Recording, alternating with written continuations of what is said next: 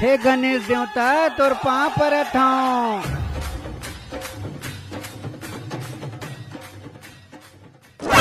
हे गणपति महाराज मोर कना कुछ नहीं है काम काज। हे भगवान ते मोर मदद कर। महंगाई बढ़त है, खर्चा भी बढ़त है और पैसा कुछ नहीं आवत है। लंबोदर महाराज हे गजानन स्वामी मोला कुछ समझ में नहीं आवत है। तोर चरण में तोर भक्त गोहरावत है, किल्ला किल्ला के रोवत है।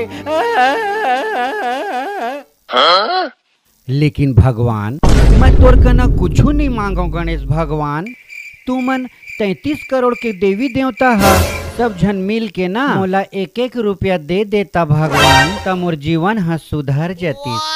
मेरे गरीबा पे हाथ डाला। नहीं भगवान नहीं।